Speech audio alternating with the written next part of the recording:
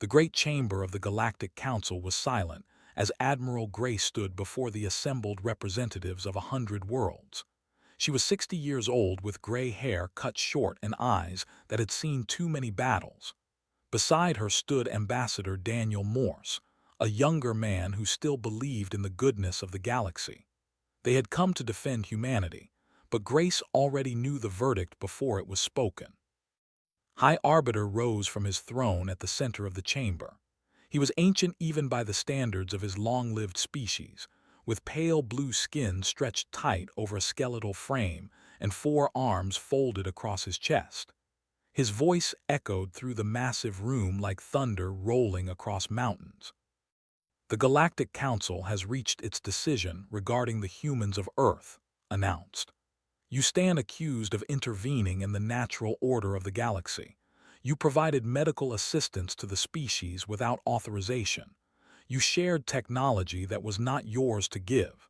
You acted as though the laws of this council did not apply to you. Daniel Morse stepped forward with passion burning in his eyes. High Arbiter, they were dying. A plague was destroying their entire civilization. We had the cure. Were we supposed to watch them suffer and do nothing? A murmur passed through the council representatives. Grace noticed that some of them looked uncomfortable while others nodded in agreement with the High Arbiter. She had spent enough time in politics to know which group held the power. The situation was under review, replied coldly. The council was examining possible responses. Your species took matters into your own hands. This is precisely why younger species must learn patience and obedience. You have been among us for only 2 centuries. We have maintained order in this galaxy for 50,000 years. Grace watched as the alien representatives whispered among themselves. The like had ruled the council since before humans discovered fire. They feared change more than anything else in the universe, and humanity represented change in its form. They would have been extinct by the time your review was complete, Daniel argued. Millions were dying every day. We could not stand by and watch innocent people suffer when we had the power to help them. And that is precisely your crime, said. You believe your judgment supersedes the wisdom of this council. You believe your compassion gives you the right to ignore laws that have maintained peace for. This council has seen species like yours before. Young and arrogant and convinced of your own righteousness. Such species always bring chaos. Captain Noah stood among the human delegation near the back of the chamber. He was only 30 years old and had served aboard the flagship Endurance for just 3 years. This was his first time seeing the council in session, and he felt anger building in his chest as he listened to the High Arbiter speak. The humans had saved lives. How could that be a crime? Raised one of his 4 hands and the chamber fell silent. The council has voted. By a margin of 73 to 27, humanity is hereby banished from all council space. You will have 30 standard days to withdraw all your people from our territory. Any human found within our borders after that time will be detained, and their fate will be decided by this council. The words hit the human delegation like a physical blow. Daniel Morse stood frozen with disbelief on his face. Some of the younger officers began shouting protests, but Grace raised her hand and they fell silent. She had prepared for this moment even though she had hoped it would not come. You would banish us for saving lives, Grace said. Her voice was calm and steady despite the fury she felt inside. You would cast out an entire species because we showed mercy to those in need. Very well. We accept your judgment. Seemed surprised by her composure. You do not wish to appeal. You do not wish to beg for reconsideration. Humanity does not beg, Grace replied. We came to this council seeking partnership and friendship. We offered our hands in cooperation. You have chosen to reject us because we refuse to let innocent people die. That choice says more about this council than it does about humanity. She turned to face the full assembly of representatives. Some of them could not meet her eyes. Remember this day. Remember that you banished a species not for violence or conquest or betrayal, but for compassion. Remember that you chose order over life and pride over mercy. We will remember too." Grace nodded to her officers, and the human delegation began walking toward the exit. The chamber remained silent as they passed through the massive doors and into the corridor beyond. Noah fell into step beside Admiral as they made their way to the transport vessels. "Admiral, where will we go? Council space covers most of the explored galaxy. The only region left is the uncharted reaches, and everyone says that territory is worthless." Grace allowed herself a small smile despite the circumstances. "Then we will make something of nothing, Captain. Humanity has faced worse odds before. We survived ice ages and plagues and wars that nearly destroyed us. We will survive this too." The human fleet assembled above Prime within hours. 47 vessels of various sizes gathered around the flagship Endurance as the crews prepared for departure. Many of the officers and crew had families living on colonies scattered throughout Council space. They had 30 days to gather everyone and everything they could carry. Daniel Morse stood on the observation deck of the Endurance watching the planet below. He had spent 20 years building relationships with the Council species. He had believed that patience and diplomacy could overcome any obstacle. Now all of that work was destroyed. Grace joined him at the viewport. "Do not blame yourself, Daniel. This was coming regardless of what we did. They have feared us since the day we first arrived. The situation was simply the excuse they needed." "What will we tell our people?" Daniel asked quietly. "How do we explain that their entire lives are being uprooted because we showed kindness to strangers?" Grace considered the question carefully. "We tell them the truth. We tell them that we were punished for doing what was right. And we tell them that we will build something new, something better, in whatever corner of the galaxy we can find." The fleet began moving toward the Veil Passage, the gateway to the uncharted reaches. As the Endurance passed the boundary of Council space, Grace took one last look at the territory humanity was leaving behind. "This is not the end," she said softly. "This is the beginning, and someday we will return." The first winter on New Eden killed 3,000 people. The planet had seemed perfect when the survey teams examined it from orbit. Breathable air and fresh water and soil that could grow Earth crops. But nobody had predicted the storms that swept across the continents when the seasons changed. The winds reached speeds that could tear steel apart, and the temperatures dropped so low that fuel lines froze solid. President Laura stood in the emergency shelter, watching the survivors huddle together for warmth. She had been elected 6 months after the banishment, when humanity needed someone to guide them through the darkness. Now she wondered if she had accepted a task that was impossible to complete. "We lost Colony Ship 7 in the night," her aide reported quietly. "The hull breached during the storm. No survivors." Laura closed her eyes and took a deep breath.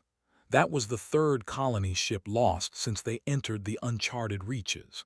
Each vessel carried 10,000 people along with irreplaceable equipment and supplies. The human population in exile was shrinking with every passing month.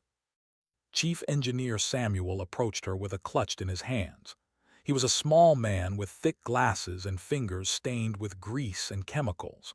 Most people considered him strange because he preferred machines to conversations. But Laura knew he was the most brilliant mind humanity had. "President, I need to show you something," Samuel said. "We found it in the rock samples from the northern mountains." Laura looked at them without much interest. She had more immediate problems than geological surveys. "What is it?" "The Council species call it," Samuel explained. "They believe it is mythical, a legend from ancient times, but it exists here in enormous quantities.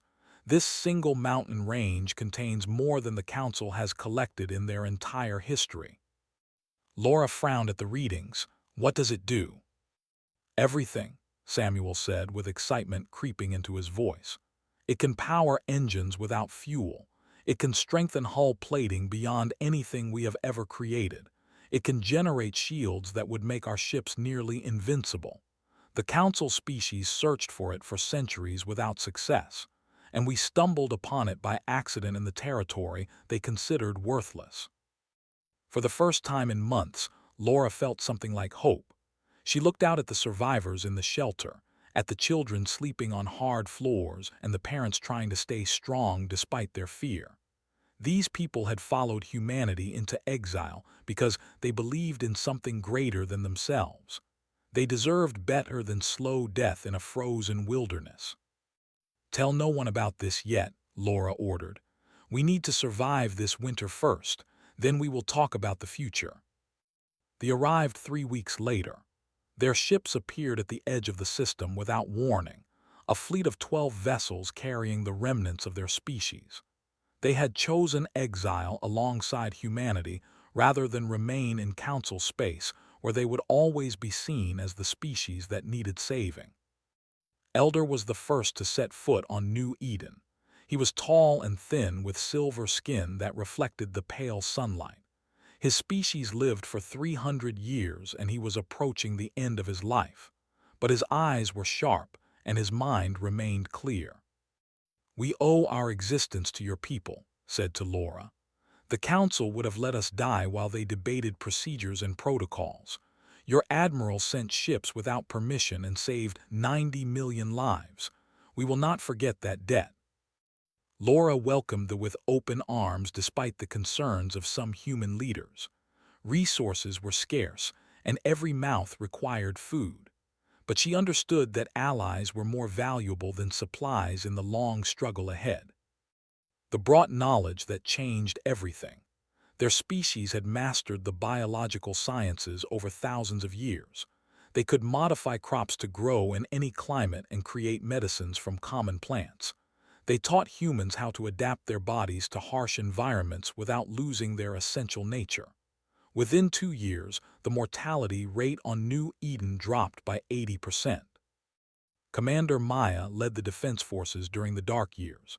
She was a tall woman with broad shoulders and scars on her face from battles fought in council space. Now she fought different enemies. The uncharted reaches contained predators that evolution had designed for killing. Swarms of flying creatures with razor teeth attacked settlements without warning. Massive beasts lurked in the oceans waiting to destroy fishing vessels. And sometimes raiders from unknown species appeared to steal supplies and capture prisoners. Maya built a military from farmers and teachers and engineers. She trained them to fight and to protect their families. She led them into battles that cost lives but saved more. And slowly, the human settlements became fortified cities that could withstand any threat. Samuel spent 3 years studying before he announced his breakthrough. He gathered the leadership council in his laboratory, a converted cargo bay filled with equipment salvaged from damaged ships. The centerpiece was a small engine no larger than a human fist. "This engine produces more power than our largest reactor," Samuel explained. "It requires no fuel and generates no waste, and I can build 1,000 of them with the we have available." Laura stared at the device with wonder. "You are telling me we can power all our ships and settlements with this technology?" "I am telling you we can build an empire," Samuel replied. "The council species have nothing like this. Their ships are slow and their weapons are weak compared to what we can create. They banished us to what they believed was a wasteland. Instead, they sent us to the richest territory in the galaxy." By the 18th year of exile, humanity had established 12 thriving colonies across the uncharted reaches. The population had grown despite the early losses. Ships powered by engines patrolled the borders and protected the settlements. And word began spreading to other species that humanity had not only survived but flourished. Laura died peacefully in her sleep at the age of 79. Her funeral was attended by humans and standing side by side. They buried her on a hill overlooking the city of New Haven, the capital of what people had started calling the human dominion. Admiral Grace, now retired from active service, spoke at the funeral. "Laura led us through the darkness. She never lost faith even when everything seemed hopeless. Because of her, we have a future. Because of her, we are no longer exiles. We are the beginning of something the galaxy has never seen before. The stars above seemed brighter than they had ever been, and somewhere in the distance, the Galactic Council had no idea what was coming. The shipyard above New Haven stretched for 100 kilometers in every direction. Massive construction platforms worked day and night building vessels that would have seemed impossible just 20 years earlier. Ships powered by engines with hulls stronger than anything the Council species possessed. Grand Admiral Victor watched the latest battleship take shape through the observation window and allowed himself a moment of pride. He was 55 years old now, with silver temples and lines on his face that spoke of difficult decisions. He had joined the human fleet as a young officer before the banishment and had watched his species transform from refugees into something greater. The fleet under his command numbered over 300 vessels and grew larger every month. Chancellor arrived at the observation deck with her usual entourage of advisors. She was the third leader of the human dominion and perhaps the most ambitious. Where Laura had focused on survival and consolidation, dreamed of expansion and influence. "The new frigates will be ready within the month," Victor reported. "That will bring our total to 347 combat-capable ships." Nodded with satisfaction. "And what of the recruitment efforts among the outer species?" Victor pulled up a display showing the regions beyond Council space. "Ambassador reports significant progress. The Vel have formally requested membership in the Dominion. They are still negotiating, but their leader seems favorable. And we have made first contact with 3 additional species who have expressed interest." Ambassador was perhaps the most important person in the Dominion aside from the Chancellor herself. She was 60 years old with a gentle face that concealed a mind as sharp as any blade. For the past decade, she had traveled to the edges of Council space, making contact with species that the elder races had forgotten or mistreated. She offered them something the Council never had: respect and equality. The Vel were a perfect example. They were a peaceful species of traders who had been exploited by the Council for centuries. Their ships were taxed heavily, and their merchants were treated as inferior beings. When arrived with trade agreements that treated them as partners rather than subjects, the Vel leaders wept with joy. "The Council still has not noticed our growth," observed. "Their arrogance blinds them to everything beyond their borders." "They will notice eventually," Victor warned. "We should prepare for that day."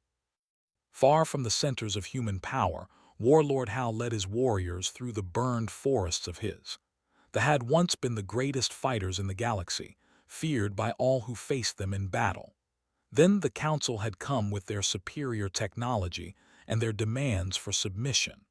The war lasted 50 years and ended with the conquered and humiliated. Now his people served as soldiers and laborers for Council species who saw them as little more than animals. Their culture was suppressed, and their history was rewritten.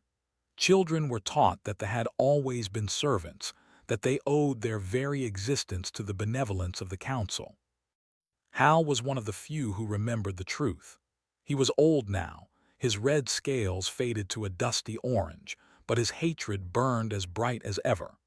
When rumors reached him of a human dominion beyond Council space, a nation built on principles of equality and respect, he knew he had to see it for himself.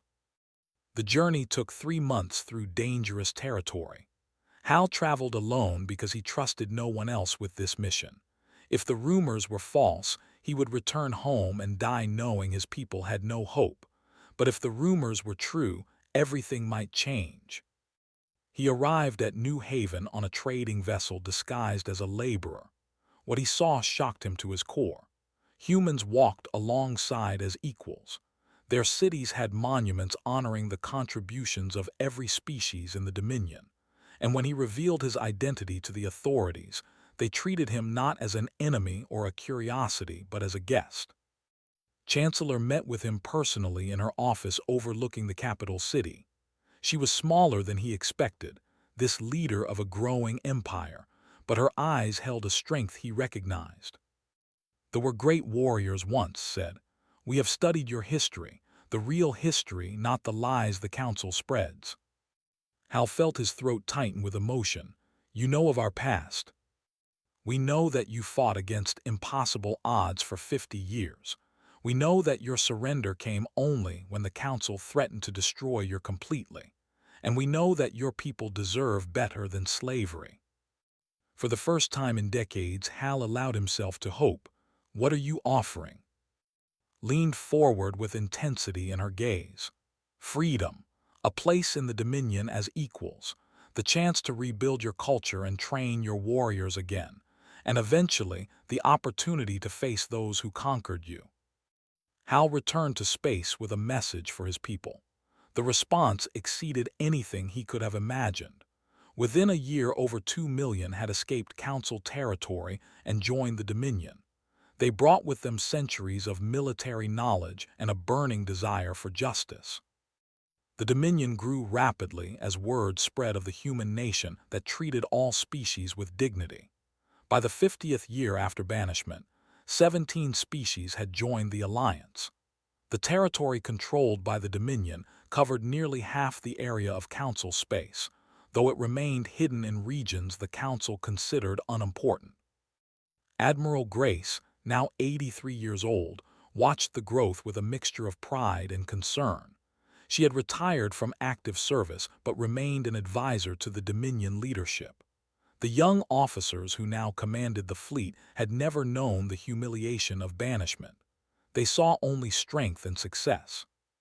"We are becoming what they feared we would be," she said to Victor during one of their private meetings. "A power that could challenge the Council itself." Victor nodded slowly. "Is that not what we wanted?" "I wanted survival," Grace replied. "I wanted a home for our people. But this is something else entirely. We are building an empire, and empires have a way of becoming the very thing they opposed." The first Council spy was captured near the border colony of Riverside. She was an agent who had infiltrated a trading vessel and spent months gathering information. When she was brought before the Dominion intelligence officers, her face showed nothing but contempt. "You cannot hide forever," she said. "The Council knows you are here now. They know what you have built, and they are afraid." The intelligence officers reported her words to Chancellor, read the report with a calm expression that concealed the excitement building in her chest. The Council was finally paying attention. The next chapter of history was about to begin. "Send word to all fleet commanders," ordered. "Full readiness protocols. And someone please inform Grand Admiral that we have work to do." The attack came without warning on a quiet morning in New Providence. Fleet Admiral Cole was reviewing supply reports in her office when the alarms began screaming. She was on her feet and running toward the command center before the first explosion shook the station. "Report," she demanded as she burst through the doors. Her tactical officer looked up with fear in his eyes. 300 Council warships have entered the system. They are already engaging our orbital defenses." Felt her stomach drop but kept her face calm. She was 47 years old and had trained for this moment her entire career. The Dominion fleet stationed at New Providence numbered only 47 vessels. They were outnumbered more than 6 to 1. "Launch all fighters and bring the fleet to combat positions," ordered, "and get me a channel to the enemy flagship." The flickered to life, showing the face of a commander. He was young for his species, which meant he was probably only 300 years old, and his expression radiated arrogance. "Human commander, I am Admiral of the Galactic Council Enforcement Fleet. You will surrender immediately and prepare for occupation. Any resistance will be met with overwhelming force." Smiled despite the situation. "Admiral, you have entered human Dominion territory without authorization and opened fire on our installations. Under Dominion law, that constitutes an act of war. I suggest you withdraw immediately before this situation becomes worse for you." The laughed, a harsh sound that echoed through the bridge. You have fewer than 50 ships against our 300. Your threats are meaningless." "Then come and take us," replied. She cut the transmission and turned to her crew. "All ships, execute formation Theta. Let us show them what technology can do." The Battle of New Providence began at noon and lasted until sunset. The Council fleet advanced in the standard formation they had used for thousands of years, a massive wedge designed to overwhelm enemies through sheer numbers. They expected the human ships to break and run or attempt a fighting retreat. Instead, Cole drove her fleet directly into the heart of the enemy formation. The human ships were faster than anything the Council possessed. They weaved between the larger enemy vessels, striking weak points with precision weapons that cut through shields like paper. Powered engines allowed them to accelerate and maneuver in ways that seemed impossible, and the crews had trained for exactly this kind of battle. Captain Torres commanded the destroyer Swift Justice during the engagement. He was only 32 years old but had served under Cole for a decade. His ship targeted the engines of enemy vessels, crippling them without destroying them. "Admiral, I have a shot at their flagship," reported over the communication channel. "Request permission to engage." Considered the situation. The enemy flagship was the largest vessel in the Council fleet, a massive battleship that carried Admiral himself. Capturing it would be a significant victory. Destroying it might end the battle immediately. "Disable their engines and prepare boarding parties," ordered. "I want that ship intact." Grinned and pushed his vessel forward. The Swift Justice dodged incoming fire with graceful movements, slipping through gaps in the enemy formation that should not have existed. His weapons officer targeted the flagship's engine array and fired a concentrated burst of enhanced energy. The flagship lurched as its engines failed. Warning lights flashed across the massive vessel as power systems began shutting down. Admiral stared at his displays with disbelief. "How is this possible?" he demanded. "We outnumber them by 6-1. His tactical officer shook his head slowly. "Their ships are too fast, our weapons cannot track them, and their shields are absorbing everything we fire. Sir, we have already lost 112 vessels." Torres led the boarding action personally. His team cut through the flagship's airlock and fought their way to the bridge against desperate resistance. The Council soldiers were well trained, but they had never faced opponents like the Dominion Marines. Humans and fought side by side, their combined skills overwhelming the defenders. Admiral was captured along with his entire command staff. When brought him before Cole, the could barely speak. His arrogance had vanished, replaced by shock and something that might have been fear. "This is impossible," whispered. "The Council fleet is the most powerful force in the galaxy." "It was," corrected him. "Things have changed while you were busy ignoring us." The battle ended with over 200 Council ships destroyed or captured. The human fleet lost only 8 vessels, with most crews rescued before their ships were destroyed. It was the most lopsided victory in galactic military history. But the true prize came from the captured flagship's databanks. Intelligence officers found secret orders from High Arbiter himself.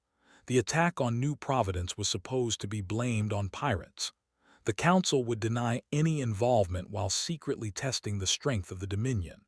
If humanity proved weak, larger attacks would follow until the threat was eliminated. Ambassador Daniel Morse was 79 years old now, his hair completely white and his steps slower than they once were. But his mind remained sharp, and his voice still carried authority. When he saw the captured documents, his face hardened with cold anger.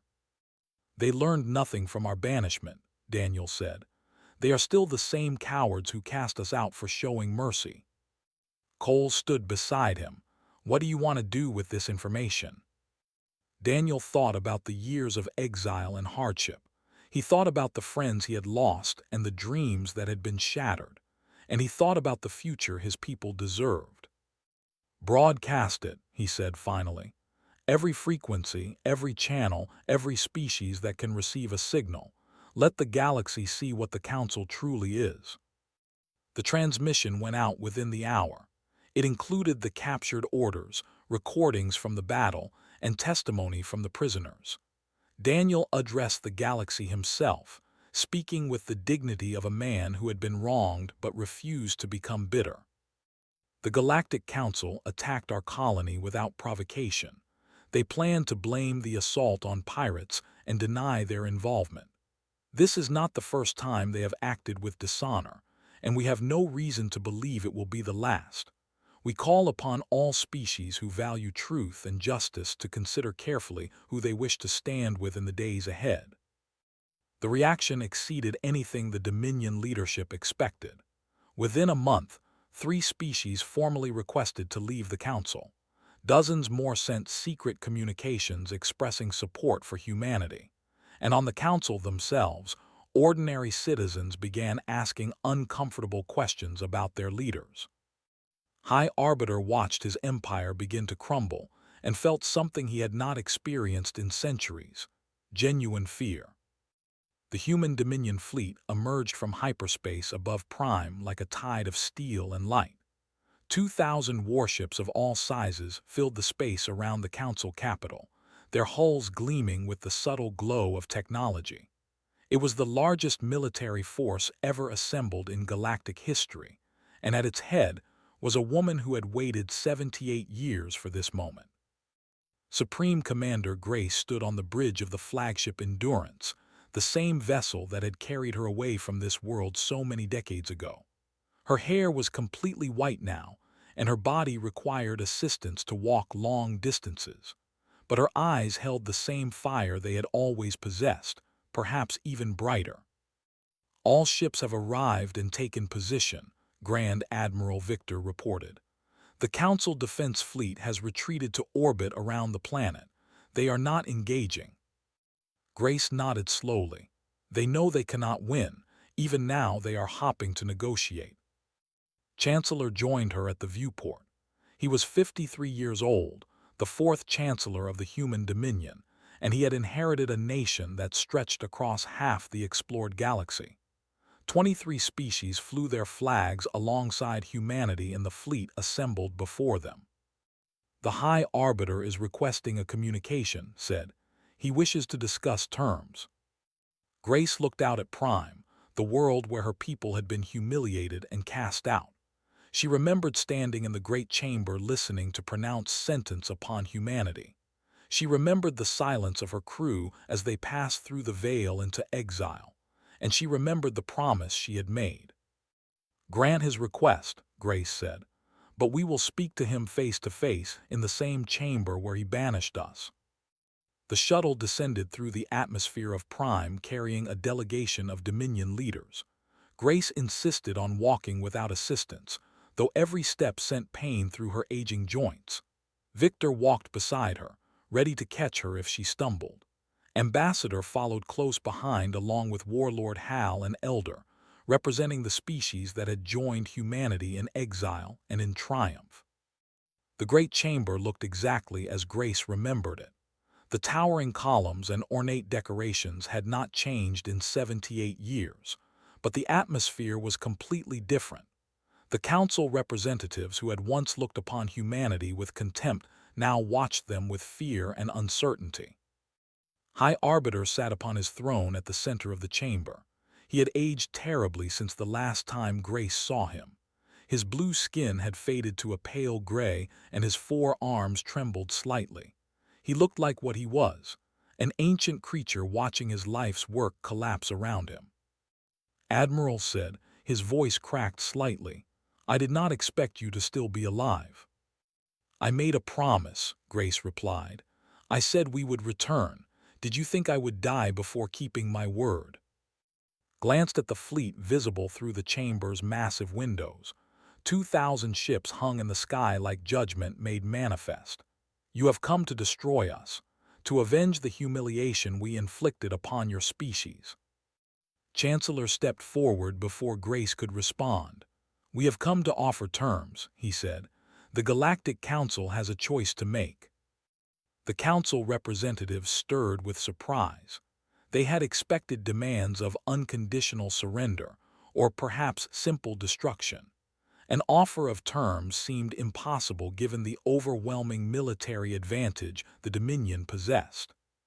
"What terms?" asked suspiciously. Pulled out a document and began reading.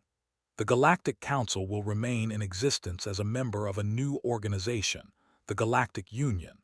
All species currently under Council authority will be given the choice to remain or to join the Dominion directly. Any species currently subjugated or enslaved by Council members will be freed immediately. The Council will formally acknowledge its crimes against humanity and the other species it has mistreated. And the Council will adopt new principles of governance based on equality and mutual respect, rather than hierarchy and control. Silence filled the chamber. The council representatives looked at each other with confusion and disbelief. Some of them had clearly expected death. None of them had expected this. Leaned forward on his throne. "You could destroy us. You could take everything we have built over 50,000 years. Why offer mercy?" Grace walked slowly to the center of the chamber, the same spot where she had stood when receiving humanity's banishment. She looked up at the High Arbiter with an expression that held no hatred, only a weary kind of peace. "Do you remember what you said when you cast us out? You said we were dangerous because of our compassion. You said our mercy made us unpredictable, that our willingness to help others without permission threatened the order you had maintained for." Nodded slowly. "I remember." "You were right to fear our compassion," Grace continued, "but not for the reasons you believed. You thought mercy was weakness. You thought helping others was a sign of chaos. You banished us because we saved them from extinction without asking your permission." She gestured toward Elder, who stood among the Dominion delegation with dignity despite his advanced age. "They stood beside us through every hardship. They shared their knowledge and helped us survive when all seemed lost. And they are just one of many species who joined us because we offered them something the Council never did: respect and partnership." Grace turned to face the full assembly of Council representatives. "We built an empire in the wasteland where you sent us. We grew strong while you remained stagnant. We gathered allies while you accumulated subjects. And now we stand here with the power to do whatever we wish." She paused, letting the weight of the moment settle over the chamber. "We choose mercy, not because we are weak, but because it is who we are. It is who we have always been. You banished us for saving lives, and we will not become what you feared we were. We are what we have always been, a species that helps others." Sat in silence for a long moment. When he finally spoke, his voice was barely above a whisper. "Why? After everything we did to you, why show us kindness?" "Because someone has to break the cycle," Grace replied. "Someone has to choose forgiveness over revenge. Someone has to prove that strength and compassion can exist together. We choose to be that someone." The treaty was signed before the day ended. The Galactic Council became part of the new Galactic Union, with humanity serving as its founders and protectors. Species that had been oppressed for centuries were freed and welcomed as equals. And the era of isolation and hierarchy that had defined the galaxy for 50,000 years came to a quiet end. Grace did not live to see the full fruits of the peace she helped create. She died 3 years later in her home on New Haven, surrounded by friends and family. Her funeral was attended by representatives of every species in the Union, a gathering that would have been impossible in the galaxy she was born into. Ambassador Daniel Morse, now 82 years old, spoke at her memorial.